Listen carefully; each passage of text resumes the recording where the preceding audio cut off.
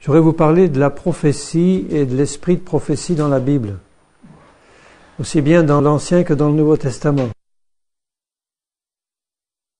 Alors en fait, simplement défini, la prophétie c'est la venue de l'Esprit de Dieu sur un homme ou une femme, puisqu'il y a des prophètes et des prophétesses. Donc c'est la venue de l'Esprit de Dieu sur un homme choisi par Dieu pour proclamer quelque chose de la part de Dieu. Donc le prophète reçoit directement un message du Seigneur, un message inspiré par l'Esprit de Dieu, et il l'annonce aux hommes. Et sous cet aspect-là, je ne vois pas de différence fondamentale entre l'Ancien et le Nouveau Testament. Souvent, on fait une différence en disant que l'Ancien Testament, c'était le temps des grands prophètes et que maintenant, dans le Nouveau Testament, ça a changé. Maintenant, c'est un don de prophétie avec des ministères de prophètes, mais qui n'ont pas la même fonction que dans l'Ancien. J'ai pas le sentiment que ce soit entièrement vrai, bien qu'il y ait des différences entre l'Ancien et le Nouveau, mais ce sont plus des différences dans l'étendue de l'effusion de l'Esprit Saint que dans la nature du ministère du prophète et de l'exercice de l'esprit de prophétie ou du don de prophétie. Ce qu'il y a aujourd'hui dans le Nouveau Testament, dans l'Église, le Seigneur a répandu son esprit en abondance et sur les hommes et les femmes, il a distribué ce qu'on appelle l'un des aspects du don de l'esprit, c'est-à-dire le don de prophétie. On le verra dans 1 Corinthiens 14. Et il a appelé certains hommes à exercer un ministère de prophète. Et dans l'exercice de ce ministère de prophète, je vois à peu près les mêmes caractéristiques que dans les prophètes de l'Ancien Testament en ce qui concerne la nature du ministère. Bon, il y a 3 aspects dans le ministère de prophète. Là, je parle du ministère de prophète et de l'esprit de prophétie qui parle au travers des prophètes.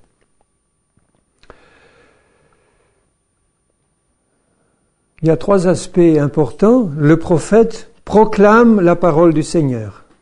Il la reçoit. Alors il la reçoit par révélation directe, par inspiration, par vision, par apparition directe de Dieu, par toutes sortes de moyens choisis par Dieu.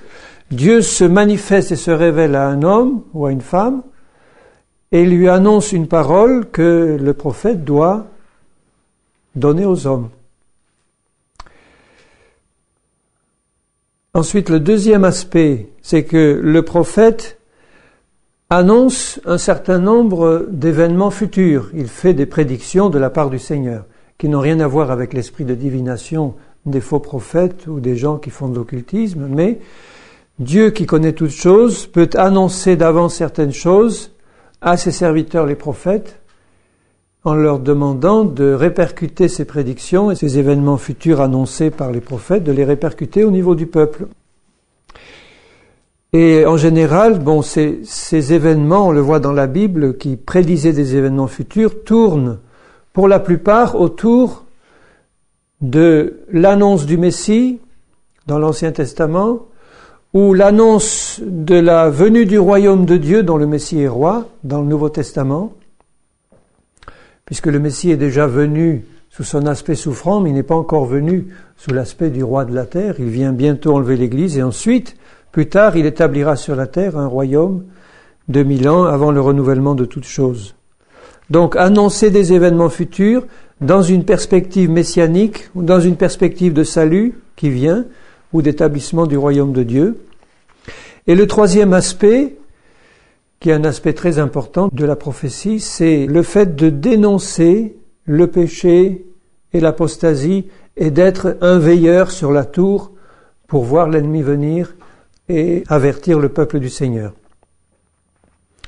Puisque le fait de proclamer la parole du Seigneur ne nécessite pas forcément une dénonciation des péchés. Le Seigneur peut se servir d'un prophète pour expliquer un certain nombre de choses à un peuple qui marche droit et pour lui donner des révélations du Seigneur.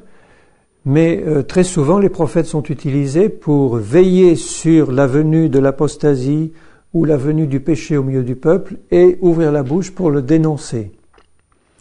Et dans ce dernier aspect, ils ont été évidemment très persécutés parce que les prophètes qui dénoncent le péché et l'apostasie en général ne sont pas très bien reçus.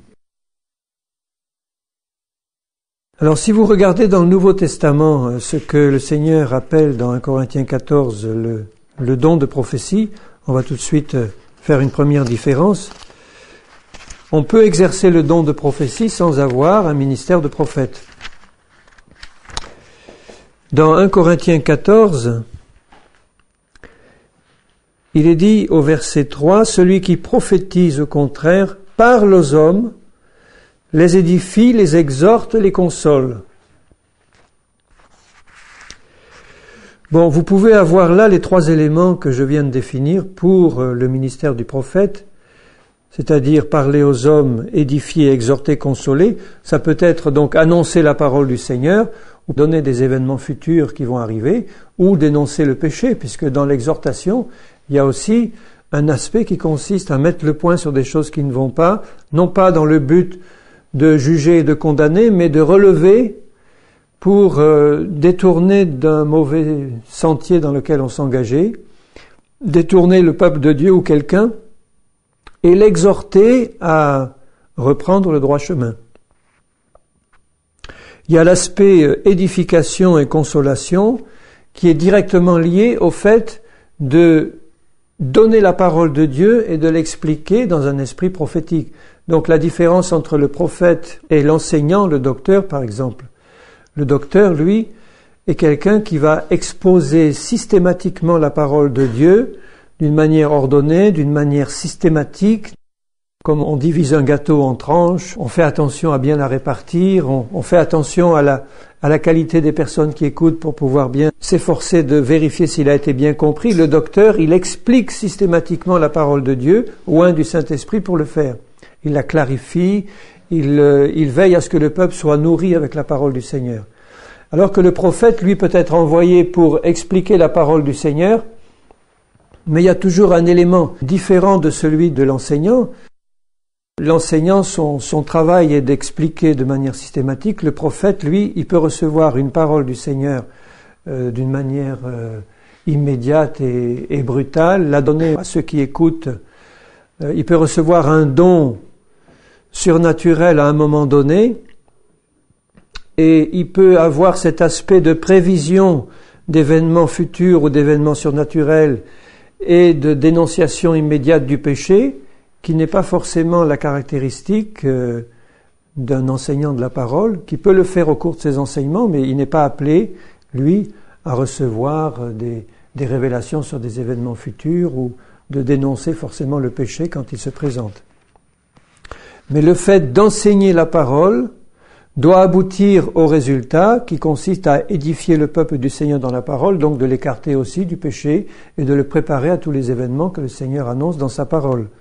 Tous les événements futurs annoncés par les prophètes se trouvent confirmés dans la parole écrite du Seigneur, et que ce soit le prophète ou que ce soit l'enseignant, ils peuvent recevoir du Seigneur quelque chose à annoncer au peuple qui est une similitude dans le message qu'ils annoncent, c'est l'Esprit du Seigneur, mais dans la manière dont ils vont le présenter, le message ne sera pas présenté de la même manière. L'enseignant, c'est un professeur, un maître d'école, un instituteur, enfin quelqu'un qui va oint par l'Esprit du Seigneur, c'est pas quelque chose de théologique et d'intellectuel, il est oint par l'Esprit du Seigneur pour décortiquer la parole, inspirée par le Saint-Esprit, et la faire passer dans le cœur des enfants du Seigneur qui sont là pour l'écouter. Le prophète, lui, a un message de la même nature dans le fond, mais qui est présenté d'une manière tout à fait différente.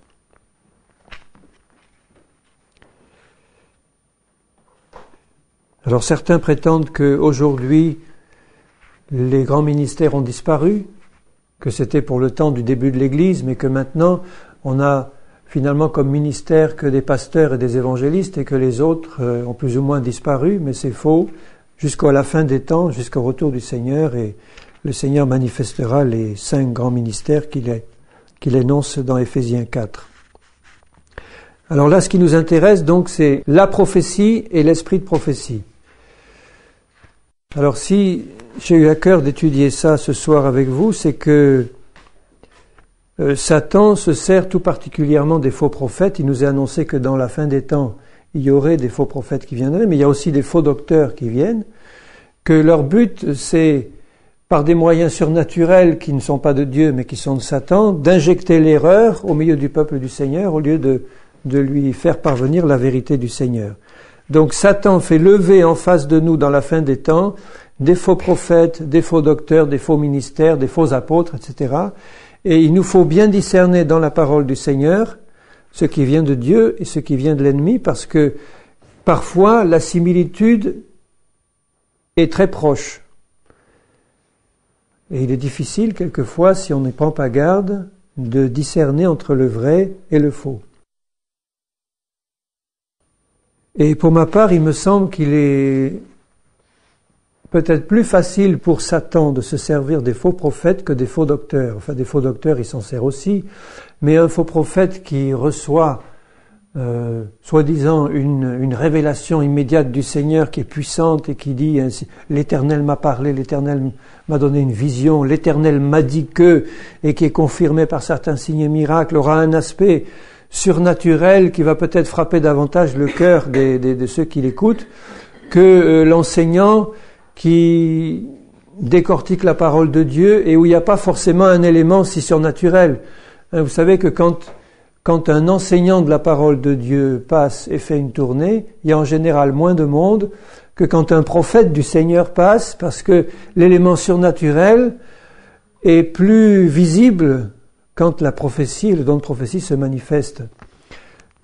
Mais normalement, il devrait y avoir autant de monde chez les uns que chez les autres, parce que le fait d'écouter la parole du Seigneur et de la recevoir dans un cœur honnête et bon est absolument vital pour les enfants du Seigneur. Donc les deux se complètent et ne doivent pas s'opposer.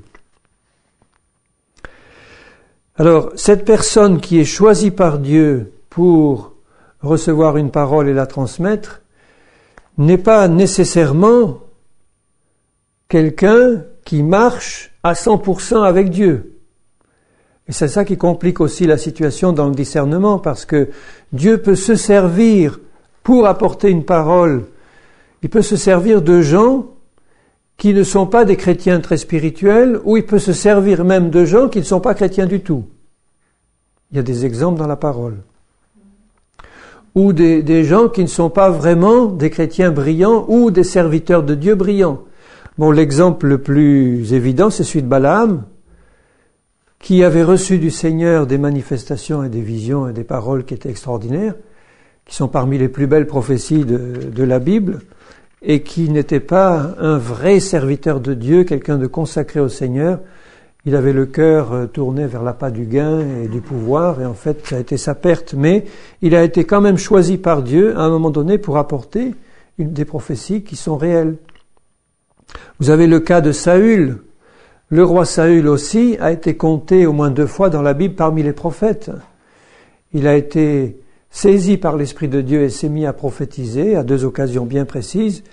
Et quand on voit la vie de Saül, sa consécration, la manière dont il a fini dans l'occultisme, dans le suicide, on ne peut pas dire que c'est un modèle de vrai serviteur de Dieu. Mais il a été saisi par l'esprit de prophétie et il s'est mis à prophétiser. Je lirai par exemple dans 1 Samuel 10, dans le premier livre de Samuel. C'est tout à fait au début de l'appel de Saül à être roi, quand Samuel est envoyé pour l'oindre d'huile.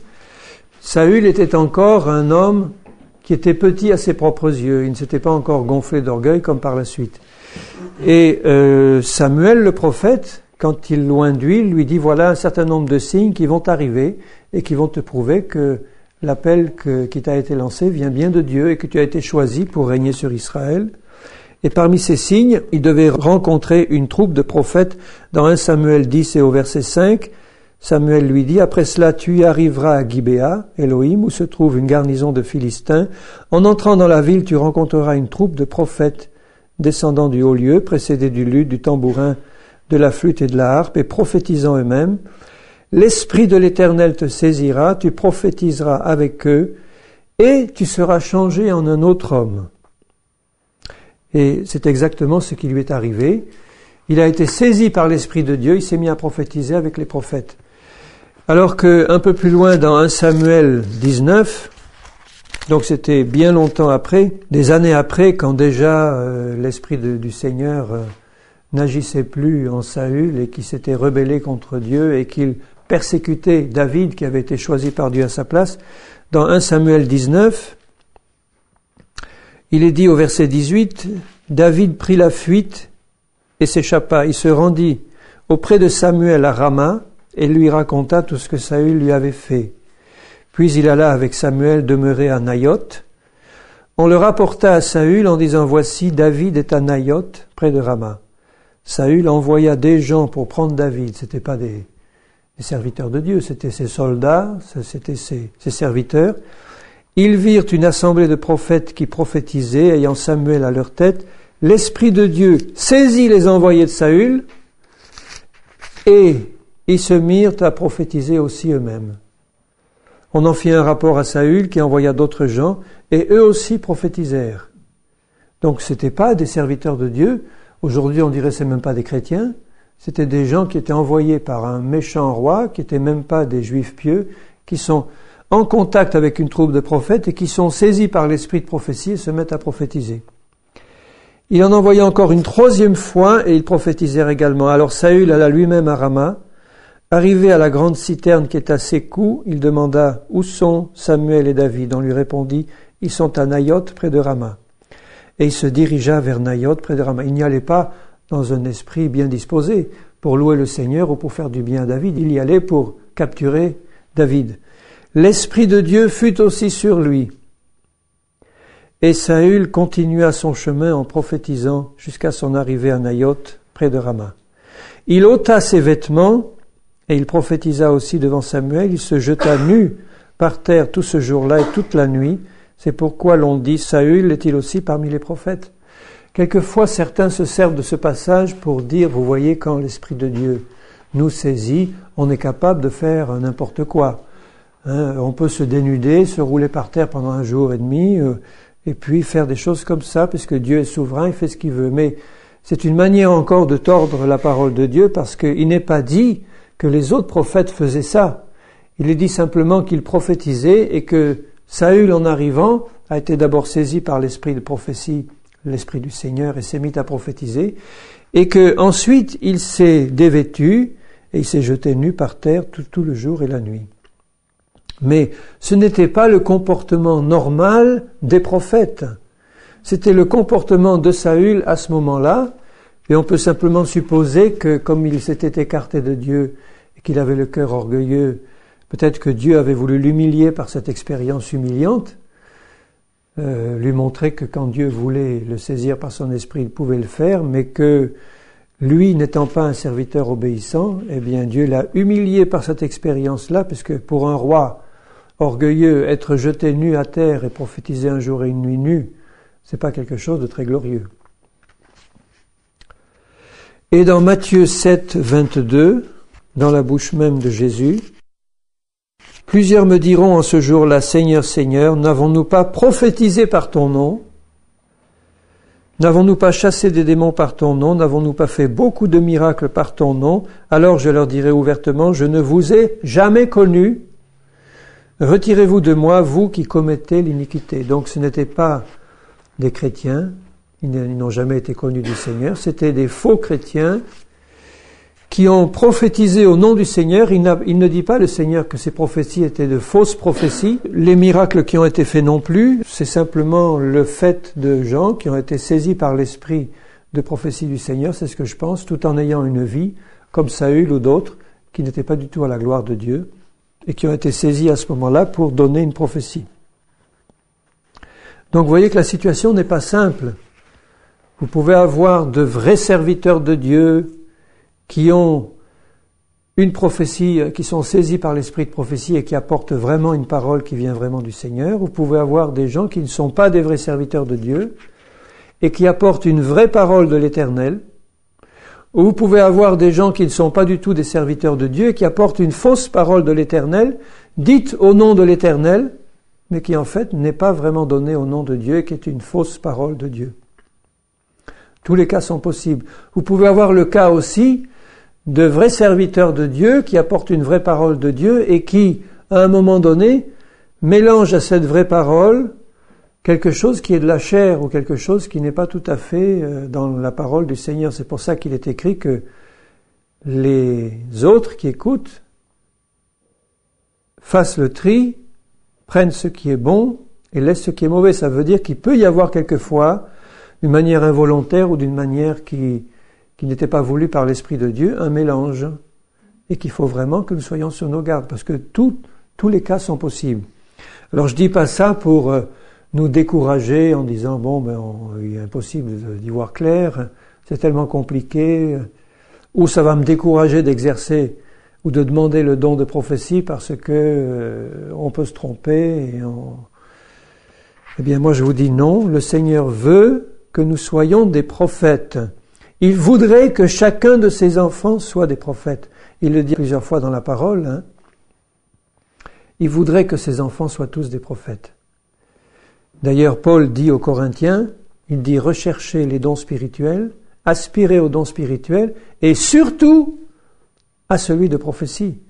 Parce que le prophète édifie, console, exhorte, mais avec un don surnaturel qu'il reçoit de Dieu. C'est pas une exhortation simplement pour exhorter, c'est un don surnaturel qui est donné à celui qui exerce le don de prophétie pour édifier, consoler, parler aux hommes, mais de la part de Dieu, et les remettre dans la bonne direction ou les conforter dans la bonne direction qu'ils avaient. Donc le Seigneur désire avant tout que nous soyons animés par l'esprit de prophétie pour exhorter, consoler, édifier, parler au peuple constamment. Et ce ne sont pas les dangers ou les difficultés qui doivent nous empêcher de chercher à exercer ce don précieux. Et peut-être même à exercer, si Dieu le veut, un ministère de prophète.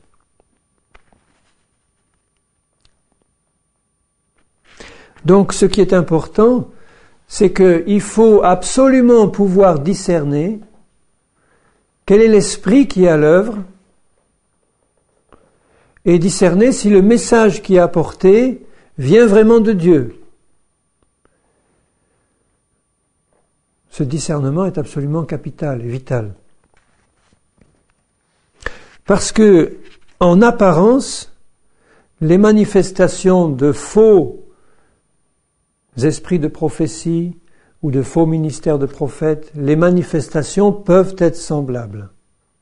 Il peut y avoir le même type de manifestation, il peut y avoir des miracles et des signes qui ont l'air de confirmer, il peut y avoir des manifestations dans le comportement des prophètes qui ressemblent à ce qui se passe dans le cas de faux prophètes. Il faut donc faire attention et discerner. Cependant, il faut quand même rajouter immédiatement que malgré une apparence de similitude, quand on regarde de près, il y a de très grandes différences. Donc il faut appliquer ce que Jésus dit, veiller, prier et demander l'esprit de discernement pour comprendre ce qui est à l'œuvre, puisqu'on ne doit pas juger selon l'apparence, mais selon la réalité qui est derrière. En tout cas, quand on regarde dans la Bible l'exercice du don de prophétie ou le ministère de prophète, on peut se rendre compte que c'est quelque chose de tout à fait unique à la Bible et que dans aucune autre religion, je ne mets pas la Bible sur le même plan que les autres religions, puisque nous ne sommes pas dans une religion, nous sommes dans le Seigneur. Mais je veux dire que nulle part ailleurs, on trouvera l'exercice du don ou de l'esprit de prophétie comme on la voit dans la Bible, parce que nulle part ailleurs, c'est vraiment le Saint-Esprit du Seigneur qui agit au travers des hommes pour parler. Donc c'est quelque chose de tout à fait unique. Les prophètes de l'Ancien ou du Nouveau Testament sont une manifestation unique qu'on ne trouve nulle part ailleurs, et c'est cette unicité qui nous permet, si on l'étudie bien, de reconnaître le vrai du faux. On verra, en étudiant la Bible, dans l'Ancien Testament, dans le Nouveau Testament, comment l'esprit de prophétie s'est manifesté, auprès de qui il s'est manifesté, de quelle manière il s'est manifesté, avec quels signes, quels sont l'ensemble des signes qui permettent de dire que tel prophète est un vrai prophète et que son message vient vraiment de Dieu. Il y a un certain nombre comme ça de caractéristiques et de signes. J'en ai recensé une dizaine. C'est pas quand même énorme. Et si on y prend garde, qu'on veille et qu'on observe et qu'on prend soin de reconnaître si tous ces signes y sont, on verra que le message vient vraiment du Seigneur et que on a affaire vraiment à une parole de Dieu qui est pour nous. Et vous pouvez avoir 9 signes qui sont là et un qui manque. Il faut que les 10 soient là. Enfin, les 10 que j'ai recensés. Si vous en trouvez d'autres, tant mieux. Moi, j'en ai trouvé 10.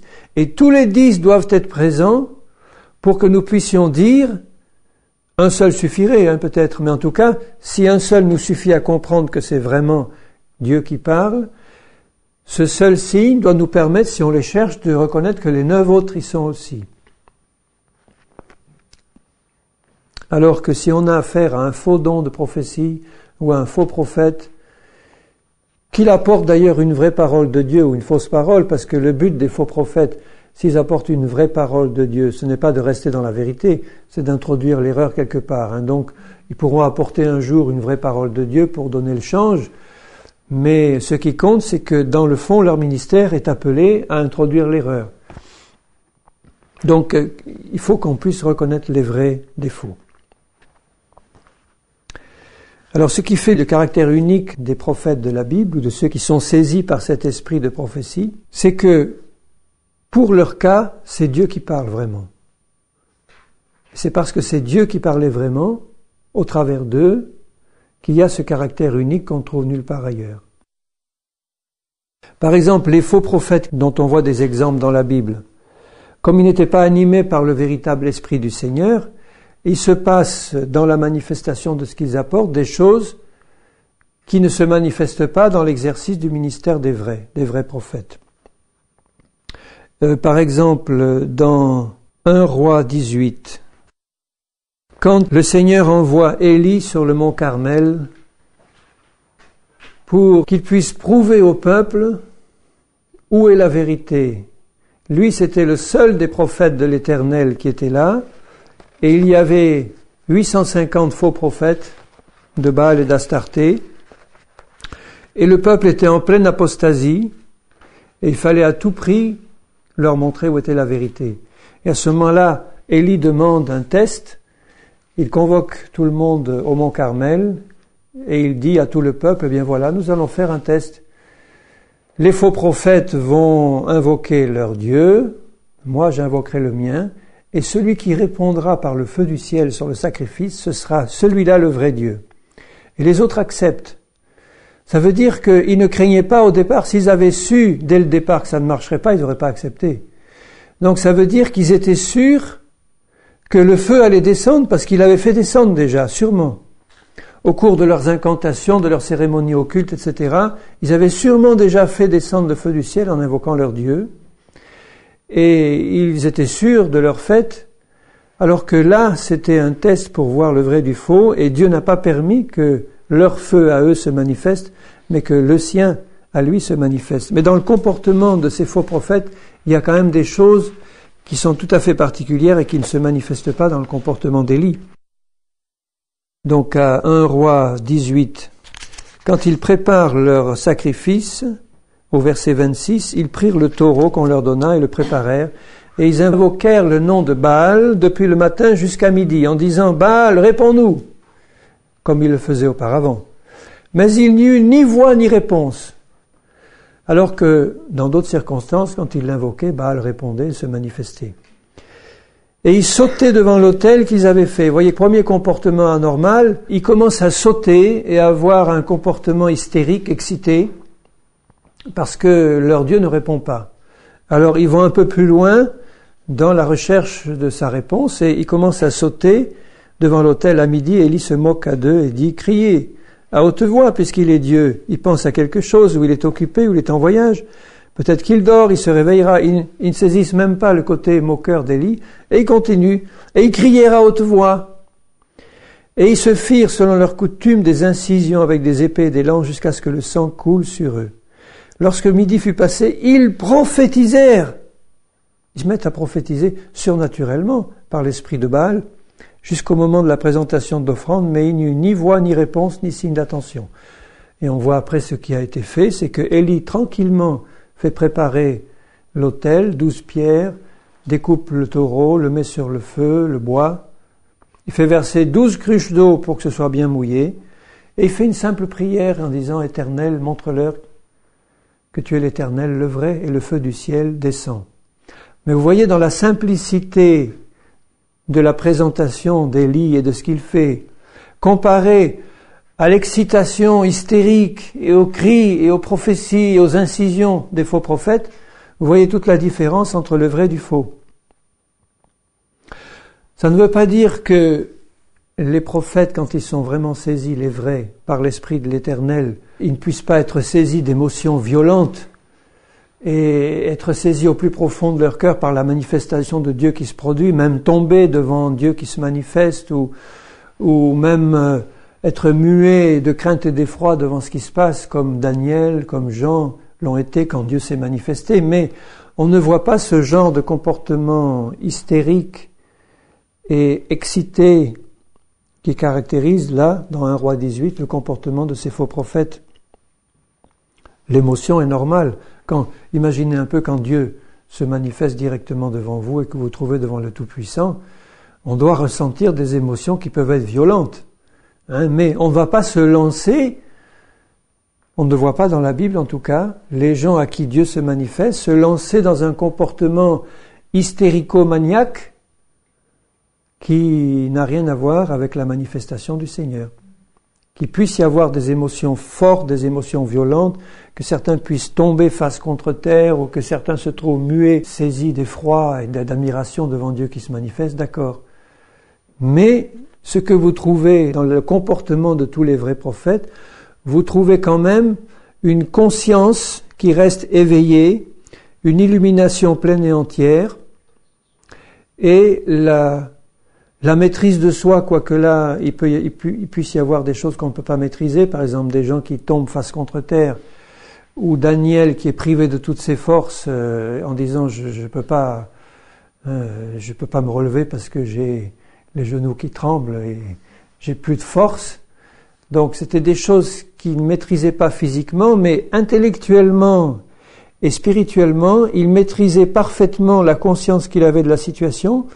Et il n'était pas complètement déconnecté, comme un médium peut l'être, de ce qui se passait. Il restait pleinement conscient de ce qui se passait, et si physiquement il y avait des manifestations qui allaient au-delà de ses forces ou qui le privaient de ses forces, son intelligence spirituelle restait éveillée et complètement consciente de ce qui se passait, et il était capable de comprendre ce qui se passait, de parler, de répondre à Dieu, qui l'a fortifié en posant sa main sur lui.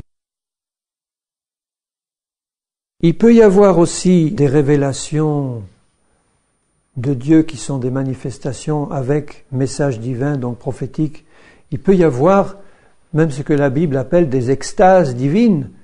Une extase divine, c'est un état où on se demande encore si on est dans son corps ou si on n'y est pas. On est en présence de Dieu, comme quand Paul parle de celui qu'il connaît, qui est en fait lui, qui a été ravi au 3e ciel et qui a vu des choses ineffables et qui ne savait pas si c'était dans son corps ou hors de son corps. Ça a été une extase divine qui a été très forte, mais qui ne l'a pas privé de ses moyens de conscience et de connaissance. Donc le fait qu'il y ait une extase, comme aussi quand Pierre est sur le toit de Simon le corroyeur et que là il est en train de méditer et de prier en plein midi, et qu'il est bien dit qu'il eut une extase et qu'il vit les cieux s'ouvrir, il a une vision céleste, cette nappe qui descend avec des animaux, et qu'il est là tout troublé en se demandant ce qui se passe, le mot extase est employé. Donc vous voyez qu'un comportement où il peut y avoir une extase, ça ne veut pas dire forcément entrer dans un comportement mystico-religieux où on entre dans quelque chose de complètement alors irrationnel et totalement délirant. Je vais vous lire le passage de Actes 10. Et au verset 10, il eut faim, il voulut manger. Donc vous voyez, il n'était pas spécialement en train de chercher une révélation divine. C'est encore une des caractéristiques qu'on peut examiner dans les vrais et les faux, c'est que souvent, dans les vraies révélations du Seigneur, on ne les cherche pas, c'est Dieu qui prend l'initiative. Et dans les fausses révélations, on a un certain nombre de moyens qui, si on les utilise, vont provoquer une intervention surnaturelle quelque part. Et là, c'est pas Dieu qui contrôle, c'est l'homme qui contrôle. Alors que là, il eut faim, il voulut manger. Pendant qu'on lui préparait à manger, il tomba en extase. Donc il s'est passé quelque chose de surnaturel.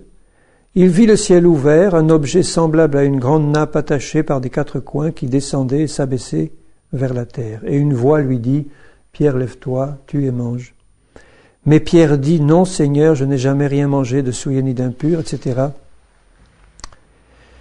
Et au verset 17, il dit, Pierre ne savait en lui-même que penser du sens de la vision. Donc vous voyez que Pierre reste parfaitement conscient. Ses facultés sont absolument pas dérangées. Il est capable de voir ce qui se passe, de raisonner, de parler à Dieu, de lui dire, mais Seigneur, j'ai jamais fait ça, je peux pas le faire, etc. Donc de se poser la question sur ce qu'il a vécu. Ses capacités intellectuelles et spirituelles sont intactes. Il a simplement eu une extase, ça veut dire qu'il a vu le ciel ouvert et il a pu se demander à un moment ce qui se passait. Est-ce que je rêve? Est-ce que je suis dans mon corps ou pas? Qu'est-ce qui se passe? Mais il n'a pas été privé de ses moyens intellectuels et de ses moyens de contrôle de ce qui se passait.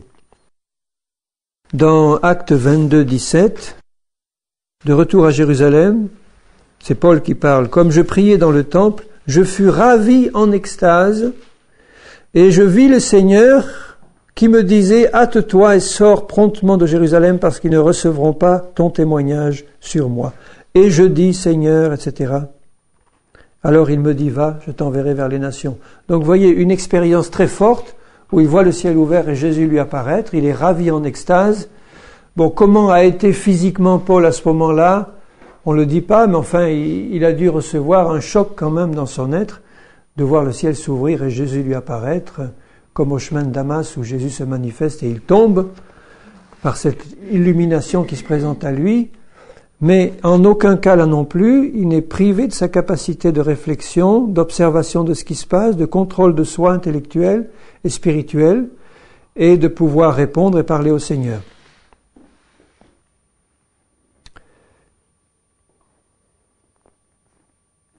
Donc le fait qu'il y ait des tremblements, le fait qu'il y ait un sentiment de sortie ou pas de son corps, le fait qu'il y ait même une chute, bien que je souligne que les chutes qu'on voit dans l'apparition de Dieu soient toujours en avant et jamais en arrière, c'est toujours sur leur face qu'ils chutent devant Dieu et jamais en arrière. Il n'y a pas un seul cas de présentation de chute en arrière au cours d'une manifestation divine.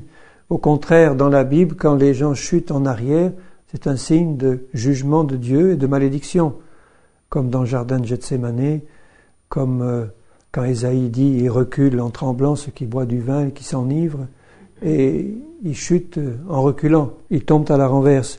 Mais en tout cas, le fait qu'il y ait ces signes physiques peut donc accompagner une manifestation surnaturelle de Dieu, et l'accompagne bien souvent, parce que c'est quelque chose qui nous frappe et qui nous met en présence de la majesté de Dieu, et qui a forcément des réactions dans notre esprit, notre âme et notre corps, sous forme de sentiments qui peuvent être très forts, de manifestations physiques qui peuvent être aussi très fortes, des tremblements, une chute, etc. Mais ce que vous avez dans tous les cas, c'est que la conscience n'est jamais affectée. Il n'y a pas de perte de personnalité, de contrôle inconscient par une autre personnalité ou une entité extérieure qui prend possession et qui nous coupe de notre personnalité normale. Il n'y a pas de perte de conscience. Chaque fois que Dieu s'est manifesté, il y a pu avoir des phénomènes violents ou qui dépassent ce qu'il y a de normal dans le comportement d'un être humain, mais en aucun cas vous n'avez une perte de conscience, une perte de connaissance de ce qui se passe et de contrôle intellectuel et spirituel de ce qui se passe. Et quand il y a eu des manifestations physiques comme perte de force ou chute, souvent au contraire c'est Dieu qui est venu, comme dans le cas de Daniel, pour fortifier et relever la personne qui éprouvait ces manifestations physiques, parce que c'est sûr que le corps ne peut pas supporter la présence de Dieu, et il peut avoir des réactions de faiblesse, mais Dieu est toujours intervenu, pour Jean aussi, quand Jean voit Jésus lui apparaître dans l'Apocalypse, il est là tout tremblant, face contre terre, et c'est le Seigneur qui le fortifie. Donc manifestement, Dieu ne veut pas que nous perdions conscience Et Dieu ne veut pas que nous perdions le contrôle de ce qui se passe, parce que quand il parle aux hommes, quand il parle aux prophètes, il veut que les prophètes écoutent et comprennent exactement ce qu'il dit pour le redonner en participant volontairement à l'œuvre du Seigneur, et pas comme des médiums qui donnent un message et qui ensuite, quand ils se réveillent, n'ont plus aucune conscience de ce qui se passe. Dieu veut des acteurs conscients, réfléchis, volontaires, qui participent à son œuvre, qui écoutent son message et qui vont redonner la parole telle qu'il a donnée. C'est ça que Dieu veut. Il ne veut pas que nous soyons privés de nos moyens de contrôle et de connaissance. Alors que dans la manifestation des faux dons de prophétie qui viennent de notre esprit que de l'esprit du Seigneur, vous avez dans tous les cas une possession par une entité ou un esprit extérieur de l'esprit de la personne qui est là, et soit une perte de conscience, soit une domination complète de la personnalité par un autre esprit qui se manifeste à ce moment-là. Les médiums, etc. Bon. Et ceci est souvent provoqué par un certain nombre de moyens qui peuvent être la musique, qui peuvent être les chants, qui peuvent être les danses, qui peuvent être les incantations, qui peuvent être des drogues ou des boissons enivrantes, qui peuvent être des cris, enfin des incisions, comme on le voit dans 1 Roi 18. Donc un certain nombre de moyens, soit physiques, soit magiques, qui mettent l'homme en condition où il va pouvoir recevoir une parole qui ne vient pas de Dieu. Donc, vous voyez que la différence est très grande. Dans l'exercice du vrai don de prophétie, il n'y a aucune mise en condition, rien. Dans l'exercice de faux dons, il y a très souvent, ou la plupart du temps, une mise en condition préalable pour attirer un mauvais esprit et se mettre dans une position telle où on va pouvoir manifester cet esprit qui cherche à parler. Bon, vous avez évidemment des cas extrêmes comme le vaudou, où là c'est évident, où là par des danses, des tam-tams, des incantations, des drogues, des pratiques diverses, eh bien le médium se met dans un état tel que finalement il devient un véhicule idéal pour l'expression du mauvais esprit qui est là. Vous ne voyez jamais ça dans la manifestation du don véritable de prophétie. C'est pour ça qu'il faut se méfier de toutes les situations où il y a une perte de contrôle de ce qui se passe et où on sent quelque chose d'extérieur nous contrôler de manière à ce que notre volonté ne puisse plus s'exercer. Où on entre complètement contrôlé et dominé par quelque chose pour faire des choses qui échappent complètement à notre volonté et qui, à la limite, deviennent des comportements hystériques et des comportements qui n'ont plus rien à voir avec le comportement de quelqu'un qui est vraiment sous l'Esprit du Seigneur. Vous trouverez la suite de ce message sur le CD C164B. Merci.